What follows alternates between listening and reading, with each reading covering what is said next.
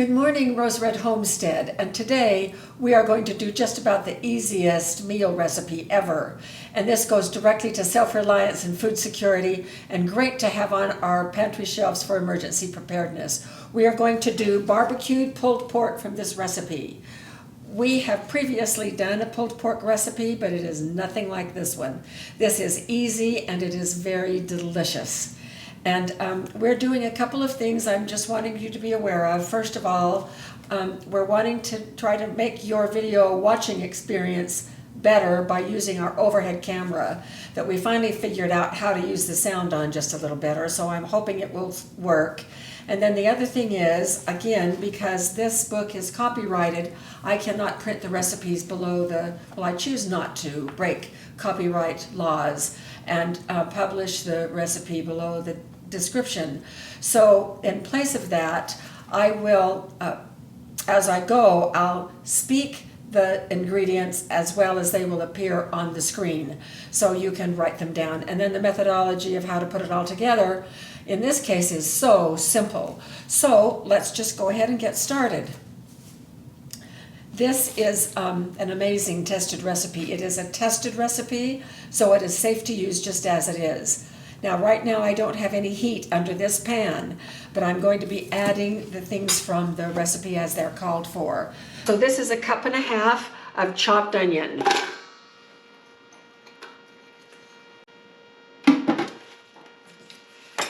And next is 1.5 cups of ketchup. And I just used whatever was in our refrigerator, nothing special. Next is 1/2 cup of packed brown sugar.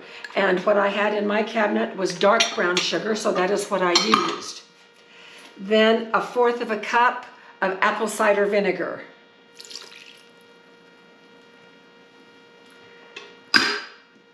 Two tablespoons of Worcestershire sauce. 2 tablespoons of brown mustard, and I used stone ground so it has the seeds in it. And 2 tablespoons of honey. And this honey, of course, is from our bees. Although we have not had our bees for about 5 years. We just loaded up on a ton of our honey before we gave the hives to our children. And then it calls for 3 cloves of garlic, and I'm just going to use this chipped garlic, about the equivalent of what I think 3 cloves of garlic would be. And that is it. Stir this together. This is the sauce, so I'm going to stir it together really well.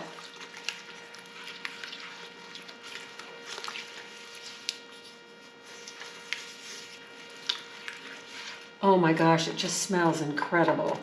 That's the brown sugar I'm beating.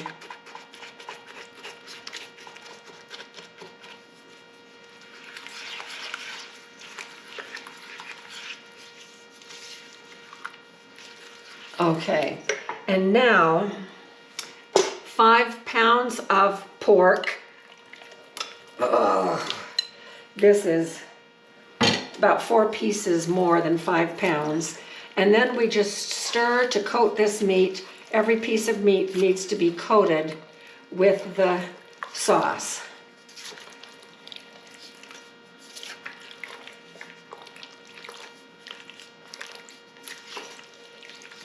Now, when this processes, the meat is going to release its juices, and so it will thin it down quite a bit in the jars as it processes. And the recipe said to cut the meat in large chunks. So I did. Turn this on. And what has to happen next is we have to bring this to a boil and simmer it for 5 minutes. Essentially what that is saying is the recipe wants the meat hot before we put it in the jars. So we will do that.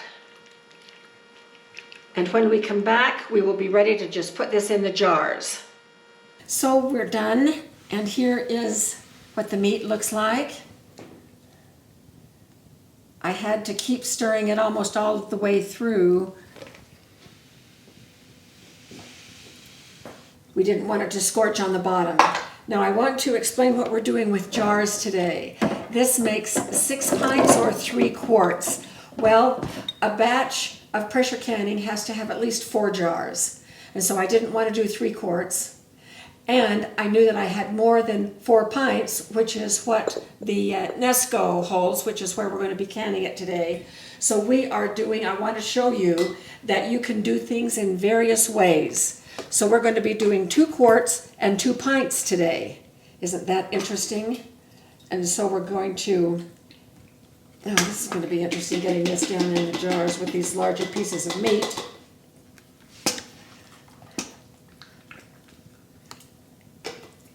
So we'll fill up to the 1-inch mark. I'm going to fill all the jars with the meat, and then we'll come back and get in some of the broth that was created.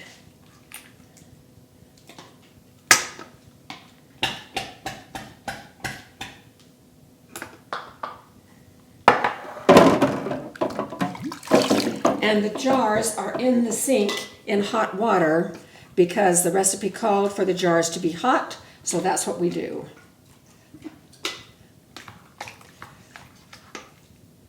Now, of course, the meat is not done. All right, now we'll try to get some of this broth in. Whoops, that was a little too much. I'll take care of that in a minute.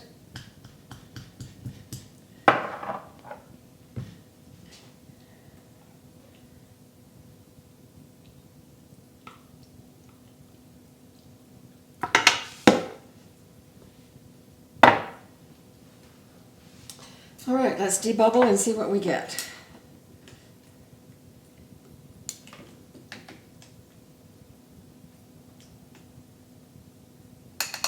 All right, that one's okay.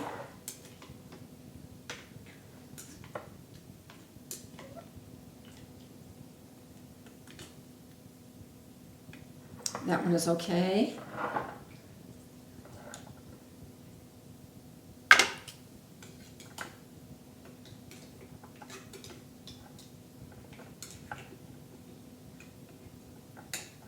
That one is okay.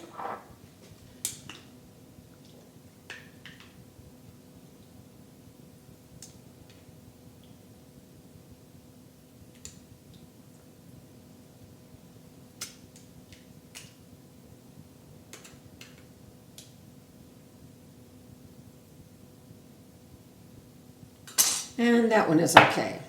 Now this is what I have left, which is actually quite a bit. It would probably do another quart, but I'm not going to can outside today. It's way too cold. And so we are stuck with what we have available, and this will cook up beautifully. I'll continue cooking it and until the meat is as tender as it would be as if it were coming out of these jars. Wiping the rims off really well. We don't want any siphoning or any excuses for the lids not to seal.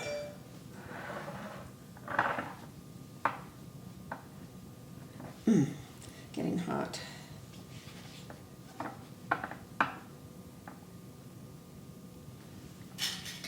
So 3 wide mouth, 1 regular mouth.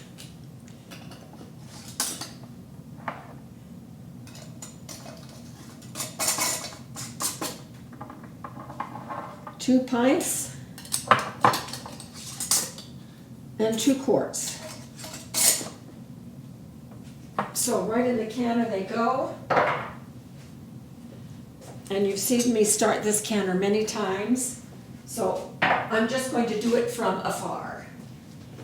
We're canning over here because our kitchen is about to be remodeled and I've had to move out of some of the cabinets and things are cluttery elsewhere in the kitchen. So this is a clean spot that we happen to have. So in go 4 jars. I already have a rack and 2 quarts of water in the canner.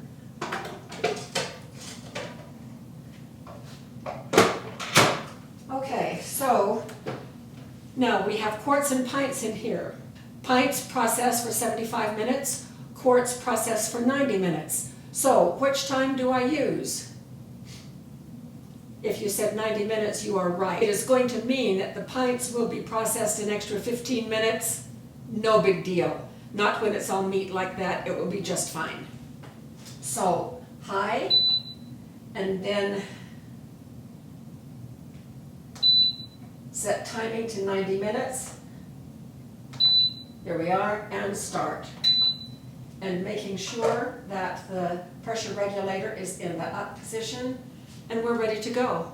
And so we will be back probably in a couple of hours or 2.5 hours. It takes this canner about an hour to cool down naturally, and I don't ever disturb it when it's cooling down. So we will see you when we are ready to take the jars out of the canner. Canner is finished. It's been sitting for about 10 minutes, so let's open it up and see how that pulled pork looks.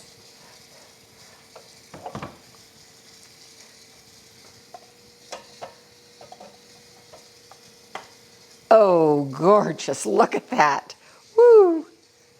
And yes, we did have some siphoning, sadly. Oh, these are wonderful.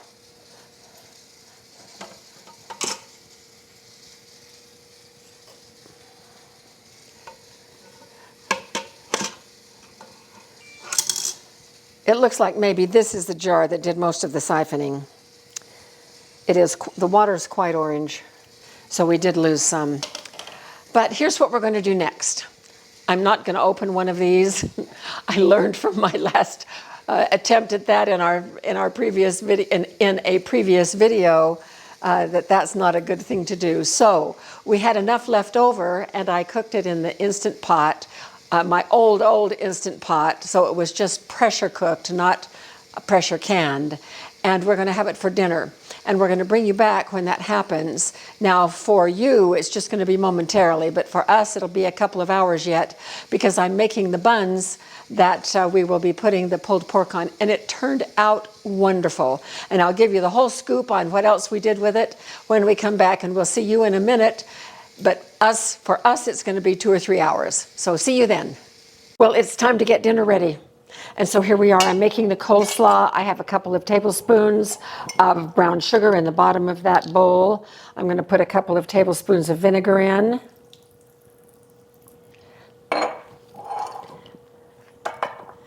Then I'm just going to mix this around.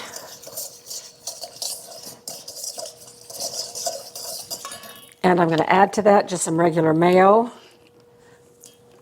And I am cheating today because it's been quite a day. So I don't know if that's going to be enough or not. I'm going to set it aside. So I'm just mixing up the salad dressing right now for our coleslaw.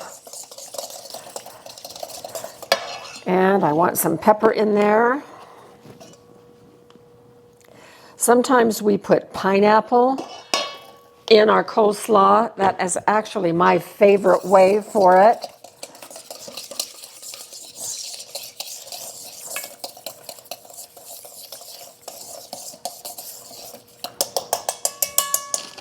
And I worked all afternoon to chop these up. Probably about that much.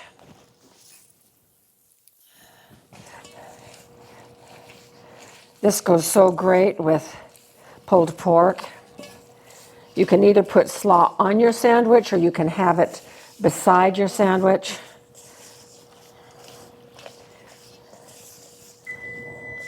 So our pulled pork is finishing up in the microwave. Okay, so there's our salad. Now,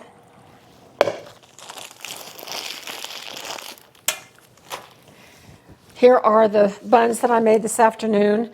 Jim, they're all sizes. Do you want large, medium, or small? Yeah, large one sounds okay. This one okay? Keeps everything stereotype. Okay. And I will put the link to the video where I show the video on these are the best buns. This is a King Arthur recipe, and I did a video on this. And they are just fantastic. So I will link that video at the end of this. It will be a little thumbnail at the very end. Okay. Now I'm going to go, before I get the pulled pork out of the microwave, here is how our jars turned out. Aren't they just beautiful? But notice that we did have quite a bit of siphoning. And sometimes I just don't know what it's for. I can do batch after batch with no siphoning, and then every once in a while we have a lot of siphoning. So anyway, these just turned out beautiful. And I will be labeling these and putting them out in our food storage a little bit later. So here is our pulled pork all pulled. Now, what you need to do when you open these jars is you need to put the jar in a pan and boil it for at least 10 minutes. Get it completely hot, and then you flake it with a fork, or you can do what I did. I flaked mine with my immersion blender. It was so fast and so easy, and I did not liquefy it. It still has the strings of meat, and every once in a while there's a little bit of a lump, which is good. When we tasted this after it came out of the Instant Pot, and remember I pressure cooked mine in what was left over in the Instant Pot, we wanted a little bit more zip. So we added a little bit more of Famous Dave's barbecue sauce, rich and sassy. And that was just perfect. It just made it perfect. Okay, Jim, I'm going to make up these sandwiches. Do you want your slaw beside your sandwich, or do you want it on your sandwich? Beside it. Okay, so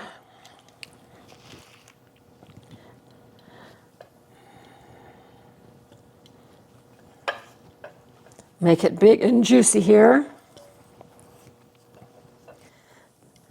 Oh, these smell so good. So there is mine. And of course we have plenty of food for seconds or thirds.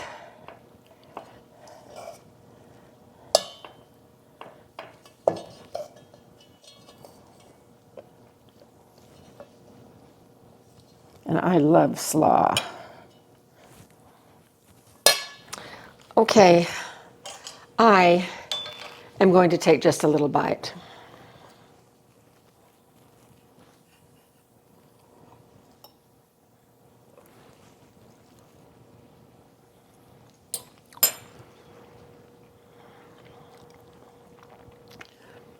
Well, that's a little piece of heaven. It is just fantastic. So I hope you try this recipe and add a little bit of extra barbecue sauce if you need to, or not. It has a very nice mild flavor. We like it just a little bit stronger. Meanwhile, we are going to have our supper. So thank you for joining us for this video, and we hope that it was useful to you and that you will give it a try. And we'll see you at our next video.